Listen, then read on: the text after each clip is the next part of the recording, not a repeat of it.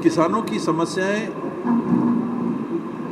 3-4 बिंदुओं पे प्रमुखता से सामने आ रही हैं। एक जो खाद है, जो सबसे ज़्यादा लोकप्रिय खाद का इस्तेमाल किसान करते हैं, इफ़को और मेरे ख्याल से DAP, ये मिश्रित खाद है जिसमें अलग अलग आपको बार बार अलग अलग प्रकार की खाद नहीं डालना पड़ता, छींटना पड़ता है। इसकी सप्लाई 16% हो गई। आज जो मांग है, उदाहरण के लिए एक मैं विधानसभा की बात आपको जानकारी दे रहा हूँ, लुंड्रा विधानसभा की जानकारी। इफ़को की मांग ज़रूरत है 21,075 क्विंटल और इसमें आपूर्ति अभी तक हुई है 3,450 क्विंटल, जो ज़रूरत का 16.37% है। ये अब समय हो गया है, पानी गिर रहा है, हम आप देख रहे हैं, लोग थरहा भी करेंगे और रोपा भी चालू हो जाएगा। और इस विधानसभा की 12 समितियों में से 8 समितियों में इफ़को का एक भी बोरा नहीं। DAP का इसी तरह से ज़रूरत है 19,200 क्विंटल की, आपूर्ति की गई है, भंडारण किया गया है इसका भी 3,450 क्विंटल, और 12 समितियों में से 6 समितियों में एक भी क्विंटल उपलब्ध नहीं, एक भी क्विंटल अभी तक उपलब्ध नहीं है। इसी तरह से जो जानकारियां संभाग स्तर की हैं, संभाग स्तर पे अगर आप देखेंगे तो मांग इफ़को की 22,230 टन है। इसकी एवज में भंडारण हुआ है अभी तक 10,500 या 804 टन। DAP इसकी आवश्यकता है 24,000 टन की और इसमें भंडारण हुआ है 3,946.24 टन, जो कि 16.44% है। 16.44% मात्र भंडारण हुआ है DAP का। अब किसान किस तरीके से अपनी इच्छा अनुसार खेती कर पाएंगे, इसमें हो क्या रहा है, और ये आम लोगों को, पब्लिक को, किसानों को इसकी जानकारी होनी चाहिए कि DAP का आयात होता है, इंपोर्ट की जाती है DAP, और यहाँ पर भी केंद्र की सरकार फॉरेन एक्सचेंज बचाने के लिए कम DAP का इंपोर्ट कर रही है, जिस कारण से DAP किसानों को नहीं मिल रही। एक तो है कि यहाँ पर आप उसका मैन्युफैक्चर कर रहे हैं, यहाँ पर उसका बना रहे हैं, आप देश में बना रहे हैं, और फिर उसकी कमी हो रही है। ये DAP सालों साल सरकारें विदेश से मंगाती हैं और उसी के लिए विदेशी मुद्रा की आवश्यकता पड़ती है। एक और केंद्र की सरकार मीडिया को ये बता रही है कि हमारे पास आज तक जितना फॉरेन एक्सचेंज भंडारण नहीं हुआ, उतना हमारे पास आज के दिन है। 800 कुछ बिलियन डॉलर हमारे पास राशि है। फिर किसानों को आप क्यों वंचित कर रहे हैं? DAP नहीं खरीदती, इसमें कितना पैसा लगेगा? मात्र कुछ हजार लाख टन DAP की खरीदी में कितने करोड़ रुपए लग जाएंगे कि जो केंद्र सरकार इसका डंका पीट रही है कि हमारा विदेशी मुद्रा का भंडारण या हमारे पास विदेशी मुद्रा का जमा 800 से ज़्यादा बिलियन डॉलर हो गया। तो ये लोगों को मालूम होना चाहिए कि जानबूझ के फिर किसी व्यवसायिक दृष्टिकोण के कारण ये काम कर रहा है, ये काम किया जा रहा है, किसानों को उनकी आवश्यकता से वंचित किया जा रहा है। दूसरा, केंद्र सरकार से जुड़ी बात है तो MSP को आप देख लीजिए। 2,320 पिछले साल धान की MSP थी, इस साल उन्होंने 2,369 घोषित की है, यानी 49 रुपये आपने धान की कीमत को बढ़ाया और कहा कि हमने बहुत बड़ी मदद किसानों को की है MSP बढ़ा के जो हमारा टारगेट था कि किसान की आमदनी दोगुनी होगी, उसकी पूर्ति होगी। केवल मुद्रास्फीति को 6% से आप आंक के अगर देखते हैं तो पिछले साल के रेट से 6% अगर बढ़ोतरी होती तो ये करीब 130 रुपये के आसपास होती है। वो 130 बढ़ी हुई मुद्रास्फीति का भार जो किसान पे पड़ रहा है, नागरिक पे पड़ रहा है, उससे वो नहीं उभर रहा है आपके रेट से। किसान की हालत को आपको बेहतर करना था, उसके हाथ में आप पैसा दोगे ताकि वो खरीदी कर सकेगा, तब तो बेहतर होगी। 100 रुपये पिछले बार उदाहरण के लिए किसान के पास थे, 100 रुपये में वो सामान खरीदता था। इस बार 6% मुद्रास्फीति बढ़ गई, तब वो सामान की कीमत कितनी हो गई? 106 रुपये। और आपने कितना किसान के हाथ में दिया? 102 रुपये। अगर 2% बढ़ोतरी को हम मानते हैं, बाकी चीज़ों में जो बढ़ोतरी इफ़को में 250 रुपये आपने बढ़ा दिया, और चीज़ें में जो बढ़ोतरी हो रही है उसको छोड़ दीजिए। इसी में अगर आप देखिएगा तो किसान के पेट में आप कैसे सीधे वो थोड़ा वैसा शब्द है, लात मार रहे हैं, मतलब आप उसको नुकसान पहुंचा रहे हैं उनको, किसान को। तो आप देखिए कि एक छोटे उदाहरण में कितना का फर्क पड़ता है। ये प्रति क्विंटल का रेट है। किसान तो कई क्विंटल करेगा ना पैदा, उस पैदावार में कितने रुपए का नुकसान केवल मुद्रास्फीति में किसान को हो रहा है। कांग्रेस क्या विरोध करेगी? के माध्यम से ये आवाज़ उठाएंगे, ये आवाज़ लोगों की आवाज़ भी बने, सरकार के ऊपर इसका दबाव बने और वो सही कदम उठाए। ये हमने पहले कभी नहीं सुना था कि केसीसी क्रेडिट कार्ड जो बन रहे हैं, 50,000 सिंचित भूमि के मिलते थे हेक्टेयर पीछे, 40,000 असिंचित भूमि के हेक्टेयर के पीछे। सरगुजा संभाग की मेरी जानकारी है कि समस्त भूमि को असिंचित घोषित कर दिया गया।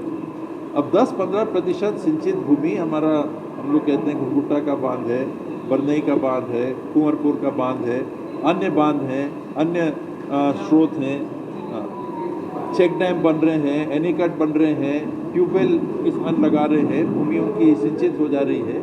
अब उनको आप किसानी करने के लिए 10,000 रुपये कम दोगे और चाहोगे कि वो उपज बेहतर बना के रखें। और ये अभी बात आई नहीं है सामने, अभी HDFC बैंक शायद नोडल बैंक है फसल बीमा के संदर्भ में, कि फसल का अगर नुकसान हुआ, सिंचित भूमि का निश्चित रूप से मुआवजा ज़्यादा होगा, असिंचित भूमि का मुआवजा कम होगा।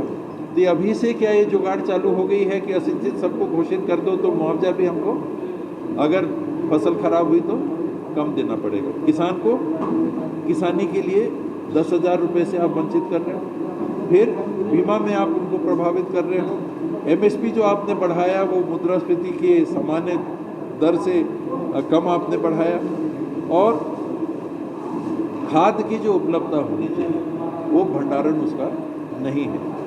साथ ही संभाग की भी बात हुई, तो इसमें बलरामपुर से मेरे पास कल ही एक जानकारी आई थी, हमारे साथी हैं, उन्होंने मुझे अवगत कराया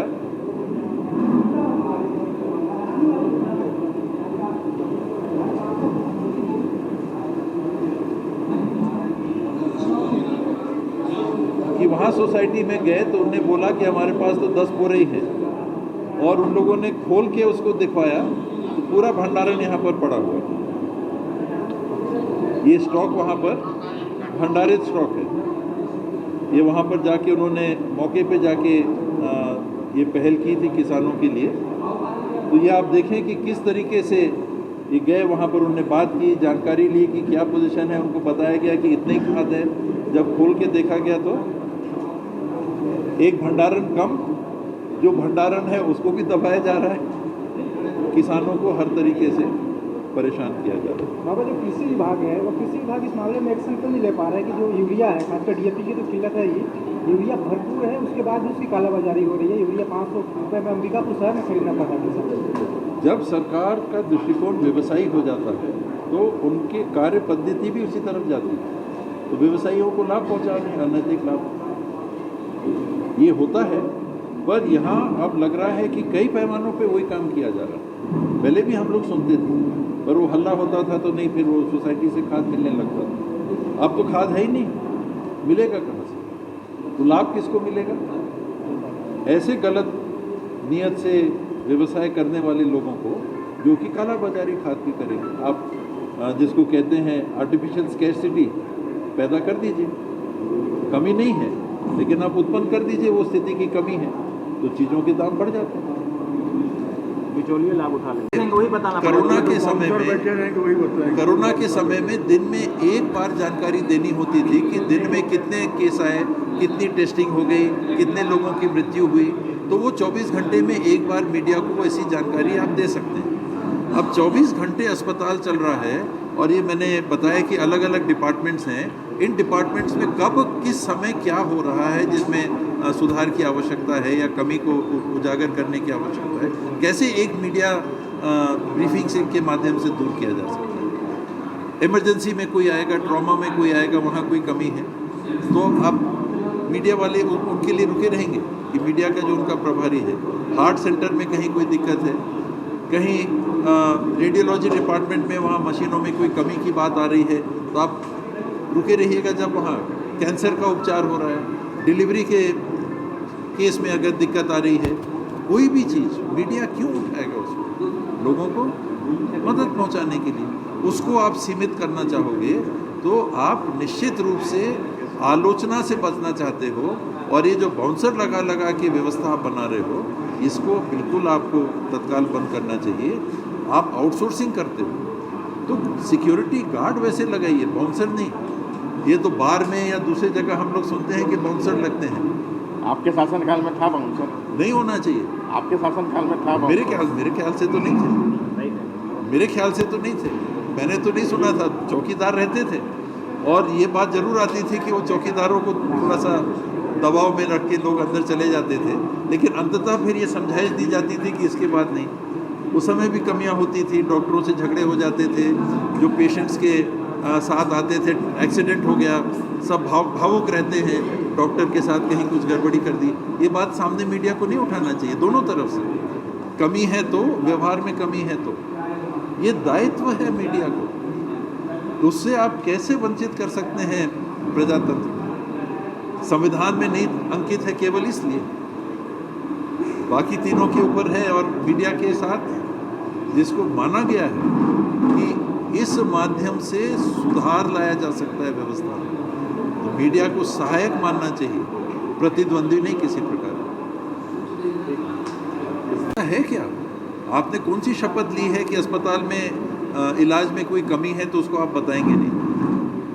आप मंत्री बनते हो तो गोपनीयता की शपथ लेते हो कि कुछ ऐसी बातें हैं जिसको हम बताएंगे कि नहीं बताएंगे। मीडिया ने कौन सी गोपनीयता की शपथ ले रखी है? मीडिया का तो काम है कि जिम्मेदारी से उन बातों को सामने लाएं ताकि लाभ किसको हो।